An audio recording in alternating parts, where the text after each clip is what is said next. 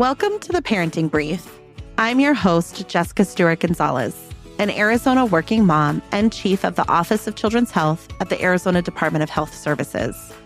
This show covers all your biggest parenting questions for raising kids from infancy to age 5. If you want to know more about tracking milestones, transitioning to table food, or keeping your kiddos safe in their crib, this show is for you. Thank you for joining me on this episode of the Parenting Brief. Car seats and boosters help to keep your little ones safe while you focus on the road.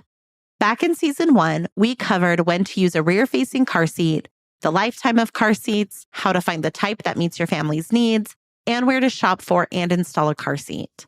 But there's still plenty more to learn about car seats. Today, we're giving you some more car seat safety tips that all parents should know. Our guest has more up next.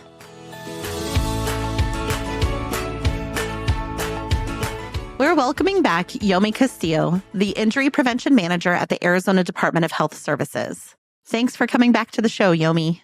Thank you for having me, Jessica. So we are going to carry on the conversation about car seats. We talked about the infant component before, but what are we looking at as our kiddos are growing? And now we're to that point of making this transition between that infant car seat or that, 5-point harness car seat into a booster seat. What are we really looking for there? So there's several things.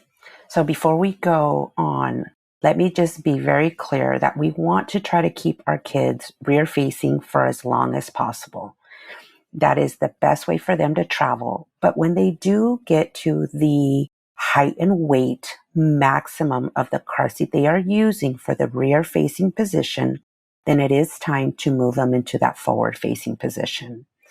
And there are several things that we'll look at. So first is, what type of seat do you have? If you're going to put them in rear facing and they're using the internal harness to go forward, then you could have what we call either a convertible seat. So that seat goes rear and forward, or you have a combination seat.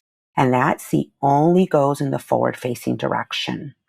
There are height and weight limits on those seats as well. So we want to make sure that we're still within those regulations or rules, if you will, because each seat is different. And we also know that riding in a 5-point harness is the best way for them to travel, because kids do not know how to sit up in that upright position for the entire length of a car ride, right? Like, they want to move around. If they have that flexibility to be mobile in a vehicle, they want to do that. They're not very good at sit and restraint. Nobody is, to be honest. So we're looking at all of those things. So, we talk about the height and weight aspect of the car seat and the appropriate time to move them. But what you're talking about here is that ability to sit still, versus their wiggliness. That's a cognitive aspect as well as a physical development aspect of that strength to be able to sit there, but that cognitive development component as well, correct? That is correct. And I think you nailed it. Wiggleness is perfect because they do wiggle. They're little ones. They want to be able to move around. And so that 5-point harness, if you think about it this way, when you're in a car ride, you're in a moving vehicle that can potentially, if you get into a collision, is going to move things around.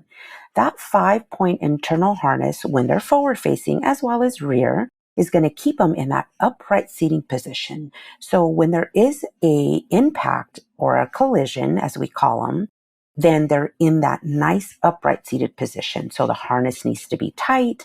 It needs to be over and right above, their shoulders, the chest clip at the armpit level. And so it needs to be where you can't pinch the harnessing. If you can pinch it, then it's too loose. So we just want to make sure that they're in that upright seated position. But yeah, wiggleness is right. I like that, Jess. Can you talk a little bit about what are the recommendations versus what is legal? We always tell our technicians when they're becoming certified that you're going to have a good, better, and best practice. I'm just going to be very transparent here. Our law within our state is not the best. we do what we can to help families, but there's always that gold standard. There's always something better that we can do. And so I think that when you find that, sometimes we start off with good, and that's okay.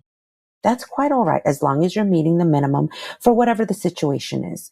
And then if we can get to the best scenario about how to transport that child, then that's where we want to be.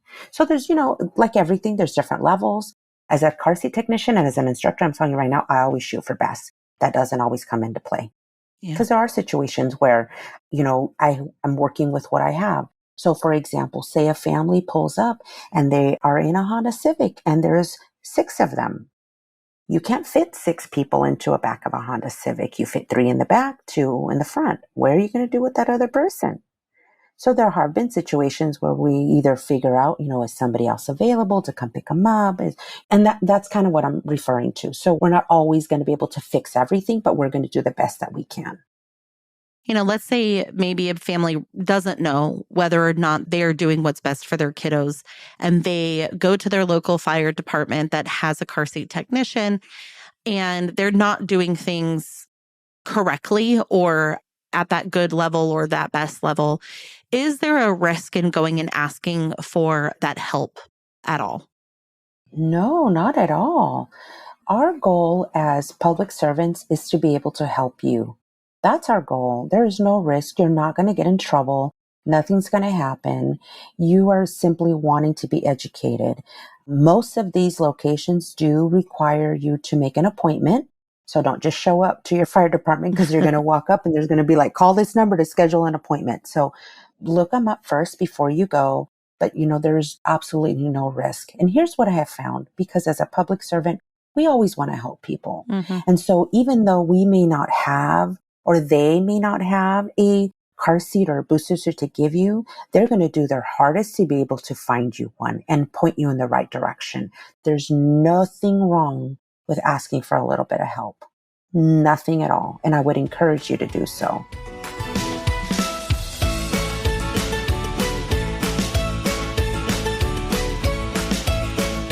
If you know someone in your community who would benefit from hearing this information, please go ahead and share this episode with them so that more parents can learn about these safety tips.